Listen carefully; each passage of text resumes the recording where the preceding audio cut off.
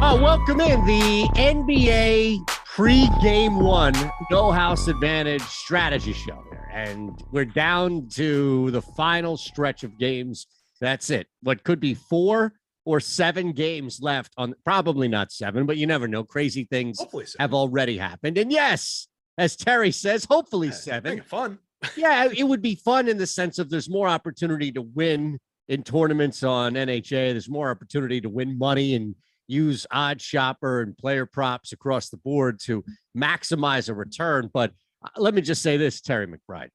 If the NBA finals are anything like the Eastern Conference finals, I can't sit through 7 games of that. It felt like it lasted 6 months, like I was buried in a basement watching basketball for 6 months. So I'm happy to erase all of that, like the Men in Black thing, if people still use that reference, and we can just start fresh like there's new basketball. Yeah, I think that's the move, right? You just get the little blinker and we're just done with that. And yeah, that's got to be the approach here. Yeah, I mean, I was just telling you before the show, and everybody who watches regularly on these shows knows that I haven't really been laser focused on the playoffs with baseball starting up and all the coverage I do over there and everything. But yeah, I think that we can kind of forego that. And that's kind of why, like, I just wasn't really engaged. Anytime I turned these games on, I just didn't get engaged with a lot of them. So hopefully this is a better series. It looks like it'll be a good one. I mean, Boston Golden State, that's some pretty primo teams. Should be a good matchup here. So I'm going to try and get invested in this series. The finals I always can get up for. So hopefully it'll be a good one, nice competitive, and yeah, let's stretch it out to 7 and make it enjoyable. I think so. Okay, if you present it that way, to where it's enjoyable, it's fun, it's not struggling through anything what the Eastern Conference was. Okay, I'm sold. Now, from a money standpoint, from fattening up a pocket standpoint, I already conceded that point that I'll take it. If it means 7 games and it's an ugly series, that's fine. But selfishly, that's all it means, selfishly. I'm curious, though, to begin overall, because it's one game and we have a day before everything really begins. So we'll continue to look at, clearly with Marcus Smart, Robert Williams, there's going to be some injury concern news, just whatever we're waiting on by all means. But forgetting what happened, either for better or worse, in the conference finals, and just looking at this matchup as a whole, is there anything that jumps out at you individually? And I'll give you an example because I'm putting you on the spot here. So I'll talk through it to kind of give you a chance to think through it here, Terry. But the one thing that I really am going to pay attention to, that I also think applies to both the DFS and the betting world, is how tight, how really well Andrew Wiggins can stick on Jason Tatum, to the point where he could really take Tatum out of some scoring opportunities that could impact his DFS value and maybe even make some underplays appealing for him. So that's going to transfer over to NHA with under stuff, but something like that, if there's anything along the lines that kind of jumps out overall for you. Yeah, I think that's going to be a good one. I think it's also going to be an interesting battle in the front court between some of the Boston bigs and like a Draymond Green. So we'll see how that comes out. You got to love Draymond and everything that he does on the court, but Boston's got some pretty interesting bigs to throw back at him on the other side of things here too. So, there's interesting matchups across the entire series here for lack of a better word. So I think there are some fun spots like that to watch. I really like having 2 capable bigs for like ball distribution, like Al Horford and Draymond in the mix here. So it should be a fun series. We all know what both of these teams do and do well. So it'll just be interesting watching them do that and battle each other and how they answer back, and how the series changes from game to game too. We might see Golden State comes out one way firing, we know they're going to be firing away from 3, but maybe they come out with Steph more as a focus of the ball handler, let Draymond work a little bit more under the boards. If that goes well, they continue. If it doesn't go well, maybe they pivot to working through more of Draymond getting back to that kind of a role, and have Steph just run the perimeter with Clay and jack up those 3s. So depends on how these things go in the matchup and throughout the series. But it should be a lot of fun to watch, and some very interesting specific things like that. Like this is a big prove it spot for Mr. Wiggins, who I think has carved out a nice role in his career at this point. He kind of came in with all the hype, was supposed to be the next big thing, didn't really reach those heights, everybody was down on him for quite a while, and he's been a pretty good role player for this Golden State team as like their 3rd banana, 4th banana here. So I think he's going to be an important part of the puzzle here for them. It's going to be fun to watch. Awesome. Love that. Now, you mentioned as far as just the bigs and working what Boston has here. What about on the other side? And this is a good place to start on NHA and using our projections that we have not only individually, but as we constantly remind you, the optimal lineups are there for you ahead of time so that you can just plug and play multiple lineups and multiple entries across the board. And looking at Kevon Looney, he stands out as clearly the strongest over right now. Don't worry about Maxi Kleba or Mikal Bridges. Those guys are not available. Just a reminder for people out there. You can't play Reggie Bullock game 1 of the NBA Finals. But with that said, looking at our own projections there, because they haven't been zeroed out technically yet, Looney's the only guy we have projected even in the 80, right? Do you have access to the site to know how to finish? That's what I was referencing. Can you jump in there real quick? All right. So can we confirm that this is the correct line? I just want to make sure we don't have old data up here before we start talking about these probabilities. Well, I appreciate the fact that those Phoenix players are still on our board here. So are Dallas and Miami. Yeah. Excuse me, Dallas. Well, the only guys. There's also Phoenix on there. My board had Chris Paul and DeAndre Ayton on it too. So those guys are all out, like zeroed out. The guys. Yeah, but like, let's make sure that like Kevon Looney's line is it actually 7.5 rebounds before we start saying 87%. Yep. Okay. All right. Just want to make sure of that. Now, who can answer that question? Because I can't. It's 7. Looney 7.5. Okay. All right. So hopefully, so presumably these are the correct lines. Just wanted to make sure of that before we start telling people that these are great plays, because that 87%er, that's our big mark on the board for Kevon. Huge. That rebound. If one ends up being off, I'll just let y'all know. I'll chime in. Let y'all know the actual number. That works, Ty. Thanks, Ty. Yeah. So good to have Tyler have access in the back behind the scenes there. Yeah, and it's going to help out, especially if we had something like that off. So now that's on. Looney, that's a huge prop right there to begin with. This is something you could start as a 7, probably like a 7-6 point range play based on where we have with our overs. Any issue there with Looney going over those rebounds? No, I like it. It's another situation like what we've focused on for this site kind of all year long, where we're looking for guys not normally who are kind of misprojected for what the minutes expectation is for us, right? So Kevon Looney averaging 19.9 minutes over the course of the playoffs, putting up 7.7 rebounds per game in that sample. For the regular season, it was a 7.3 rebounds per game in 21.1 minutes. We've got him projected for 28.1 minutes. So we've got him significantly above his normal minutes allocation. And that holds up. That's based on, he's 31 minutes the last time out. Over the last 3, he's averaged 26.7. So you can kind of, based on the end of the last series, expect that he's going to be out there quite a bit and that our projection is probably pretty accurate. So 87% are off the top of the board on the overs. Definitely makes some sense. We've got him projected at 9.99. The line is right on that 7.5 around what he's done for the course of the playoffs. But again, that's in 10 fewer minutes than what we're allocating for him tonight. So I think that's a good spot to start off. So Peyton Pritchard is definitely somebody we want to talk about here, because the expectation clearly from Alex's projections versus where even NHA has him is that he ain't going to play. And if he is out there, it's going to be like yanked in probably like 2 to 5 minutes max time. So the expectation here, Terry, because he's popping up on true 100s, meaning this is not somebody like we've just referenced with the Mavs who are out.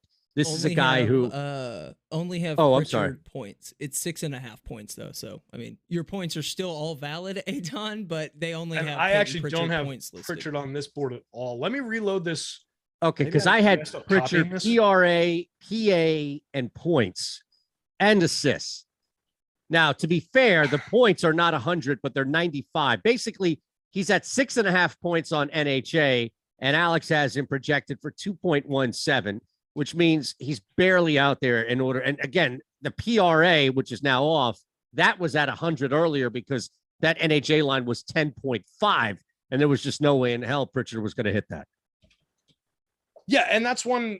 Yeah, he is. I don't know why he's not coming up in this download that I'm doing here. This is strange because he's listed on the site, but he's not coming up in our CSV now, which is a little bit odd. So doesn't the CSV pull from? Actually, I don't want to get too deep into. It should be an exact copy of what is on the site, right? Which is a little weird that that's not coming up in there because I just reinserted it in my sheet there. Okay, is it like on here somehow? But I'm seeing it, and I'm pretty sure Tyler is as well. So yeah, Peyton Pritchard is not a ghost, right? Right. Yeah. No, it's something funky going on here on my end. But let me just. Now I'm like, we should. So all right. So we're talking about Pritchard.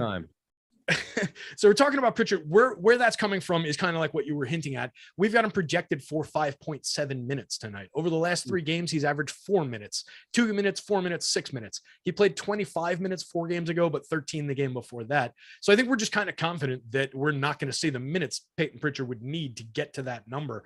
For the course of the playoffs, 13.4 minute average, averaging 5.4 points per game, averaging a 9 PRA. That's in 13 minutes. We've got him projected for like a third of that. So I think it's going to be a minutes allocation question there. Let me see if I can get this fixed here. I see what's going on. I'm missing some. All right. There's some kind of sort in here that's no, but ours aren't like totally updated either, only because like Robert Williams, for example's PRA is 20.5. That's been updated to 18.5. So now that's still a heavy smash because Alex had him projected at 13.95. So I don't know how much would change off of that projection to where Robert Williams III's line would drop 2 full points on a PRA, and his projection would bump up so much that it would nullify going under. But to your point, it's not a crisp update as of yet. Yeah, so apologies, gang. Something funky is going on here, and I didn't have the time I needed to. We can talk to through get my it. stuff ready earlier. Here's the other thing, though, is I don't understand why this isn't working. Sorry, I'm just no. It's all right. What we can do also, and just on the fly here, is instead of working through our projections, we can look at it through the app first and kind of bounce around a couple of props because you can see that both on the screen, and then I can work off here from the app. Does that make sense? It does make sense. Let me just take one more swing at getting this data into my actual spreadsheet here so I can talk about what these guys have been doing and give actual numbers associated with us like we're supposed to. Okay. Have you seen the final season of Ozark yet? I have seen the final season. Okay. Now, as somebody who is still waiting to watch the final season of Ozark and has caught up through the first 3 seasons, meaning every time it came out fresh, I was there because I like to go in fresh.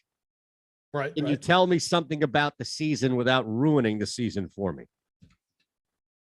Ooh, it was interesting and went in unexpected directions, and it's worth watching. Okay, it was worth your time. Yeah, I thought it was worth watching. Satisfying conclusion to the story that they're telling, and I was on board for it. Got it. All right. Yep. And this is still just flat not working here. Nope. I don't know whatever it's doing. It's taking our CSV output and it's leaving some of the rows out when I just move it over and paste it into my spreadsheet, which should not happen.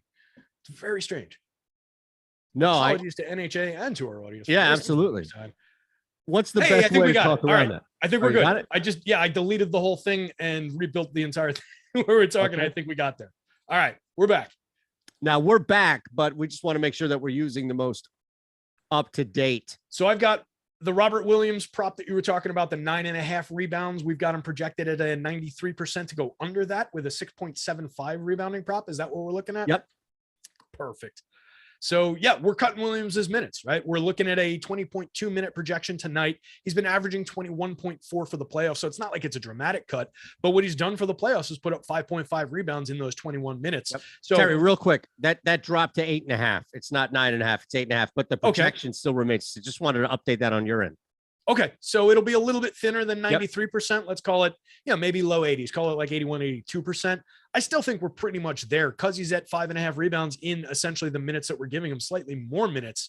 Could he stumble into a couple additional rebounds? Absolutely. But it's not like he's going up against a team with a lack of rebounding talent underneath the boards there anyway. So I do like that under with the caveat that we need to be right about the minutes.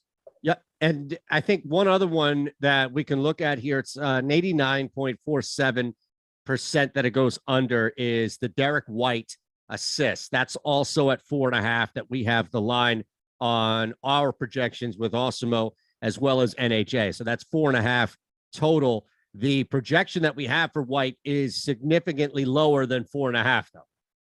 Yeah, we've got him at a 2.61. And this is a situation where he's been averaging 25 minutes a game in the playoffs. We've got him projected at 29, and we still like that to go under on the 4.5 there. He's been sitting at a 2.8 assist average in the playoffs, 17.3% assist percentage for the regular season in 29 minutes a game, about what we're giving him for tonight. He had a 23% assist percentage and still fell short of that. Or no, excuse me, got just over that mark, 4.9 assists per game during the regular season.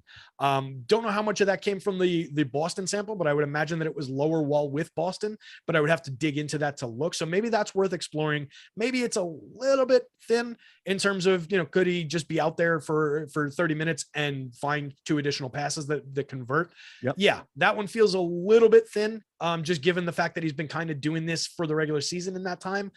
But I believe in Alex's projection here. I believe in our site projection at 2.61. So I would go with it, but maybe not at the top of a card.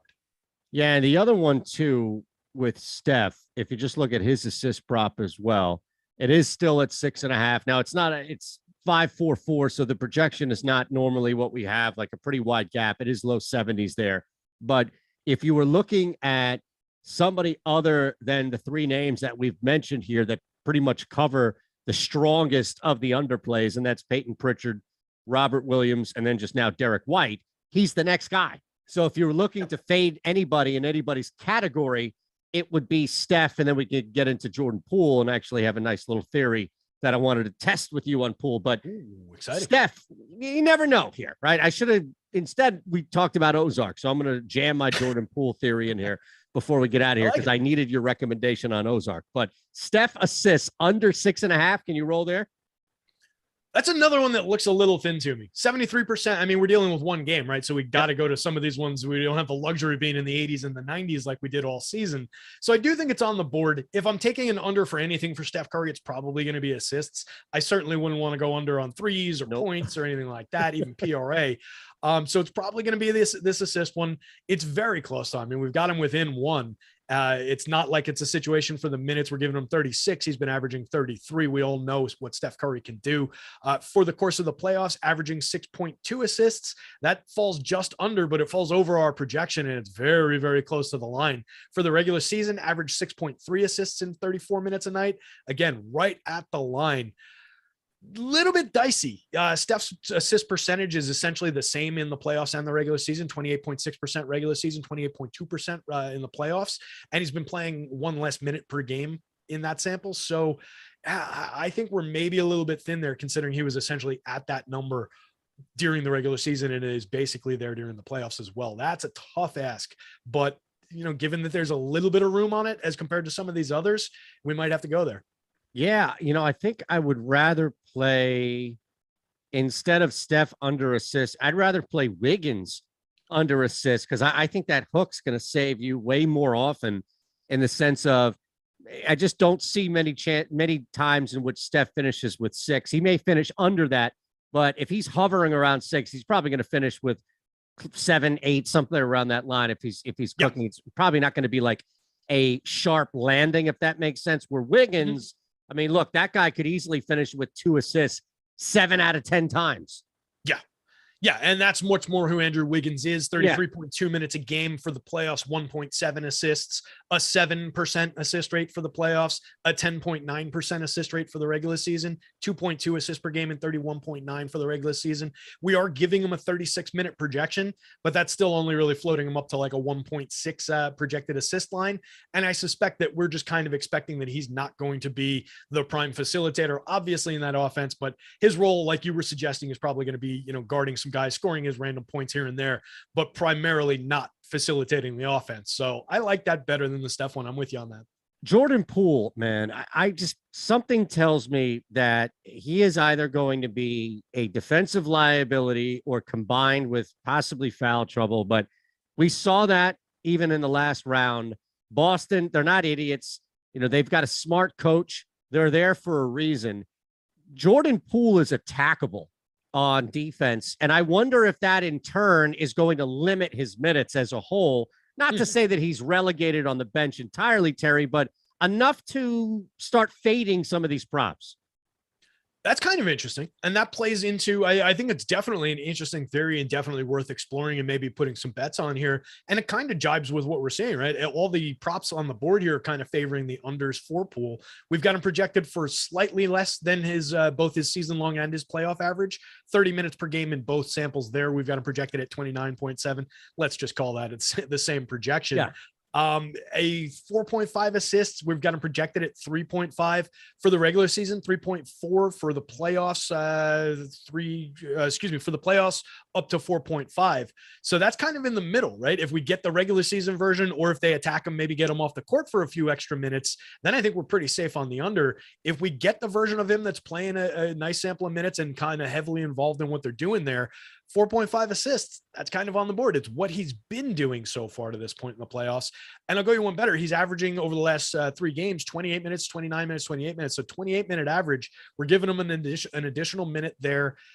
That one's a little thin as well. I do like the idea that you're suggesting, though, just those smart Celtics, they just outplay people. They outcoach people. So I do think that they could make that a reality, what you're saying right there. That would be a smart way to attack this team. All right, we'll hit a couple of overs here in mid-70s range before we get out of here, of course. And a reminder, if you haven't hit that thumbs up button and you're watching, please do. And make sure you're subscribed. The Odd Shopper channel, new content every single day. So you want to be a part of both platforms here as we are just cranking things out left and right. Hit the notification bell on your show so you don't miss the start times of everything. And a reminder as well, what we're doing with NHA, we have that promo code Awesemo up there for a reason. So use it on your first deposit up to $25 and we'll match that as well. So you put it up to 25 and we'll match up to 25, $50 right away to get going. And as you see, as Tyler always has this in the background, these are all small cost, affordable contests where you can turn around a pretty big payout. So it definitely pays to be a part of what we're doing here. And that's why we have the promo code for you. All right. So let's flip this here, if we can, before we get out of here. One that jumped out only because I was looking at it from a betting standpoint. The books had it at 9.5. NHA has dipped it to 8.5 right now for Al Horford's rebound. So it is a little bit lower, which may have a little bit more maneuverability. And as I say that, let me just double check that it hasn't moved. Nope. It is still at 8.5. Perfect. So 8.5 rebounds. Again, the books had him at 9.5, and I was trying to see if I could squeeze any type of value out of a 10, now like a 12 plus rebound night. I don't have to do that on NHA. It's only over 8.5. Now, based on our projections, that seems like a pretty good play here without having to go like over 9.5. Yeah, that looks pretty solid to me. I like it a hell of a lot better going up against the 8.5, like you're getting at there than a 9.5. That would be awfully thin. But we've got him projected for 10, and I like that projection. He's been averaging 9.6 rebounds a game in 36.7 minutes per night for the playoffs. We've got him projected right at that minutes mark, so I see no reason he couldn't go out there and grab 10 rebounds. Again, you're talking about a competitive rebounding situation, but Al Horford is an objectively good rebounder. 13% rebounding share during the regular season, 12.8% during the playoffs. So has just been going out there doing Al Horford things all playoffs long. I suspect that's going to continue here. I have no issue with that projection or with that probability. That would be probably a fairly high card one for me, actually. Okay. Anything else that you see that jumps out in that? A lot of rebound props that we have. We talked about Looney, a lot of rebounds. Look, Wiggins, Smart, and I know we're kind of waiting on what's going on officially with him, but Wiggins, Smart, Green, Clay, Jaylen Brown, all in that 70 range of over rebound props. Yeah, and there's some funny dynamics there too, because like if one of those guys is getting rebounds, then another guy, objectively the other guys don't get it, right? So there is some back and forth there. Maybe you don't want to build all of those into the same card. That would probably be some negative value.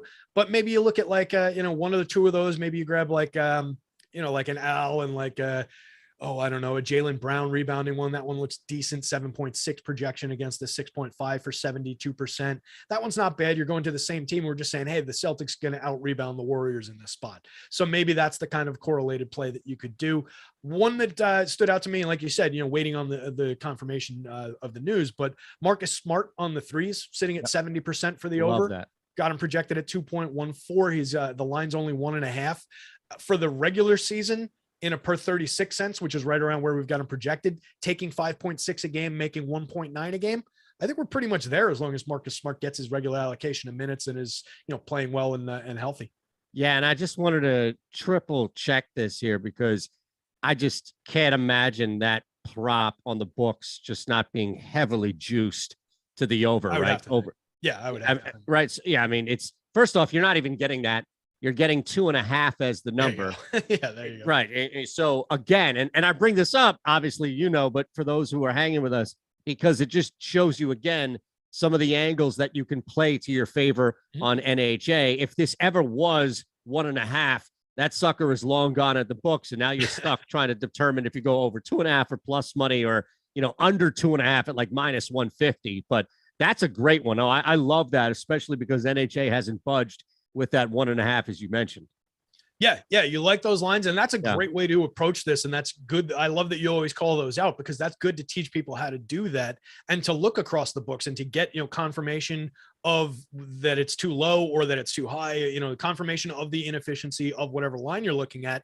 And you can also, like we've got like our arbitrage tool on Odd Shopper where you can sometimes identify things that are so offset that there's opportunity to just make guaranteed profit on them. So you can work a site like No House into that equation where you're building in some of these into your cards over there. And now you're getting it just even further. It's not just a pure sportsbook bet. It's you're doing it through here as well, where there's even more inefficient lines a lot of the time.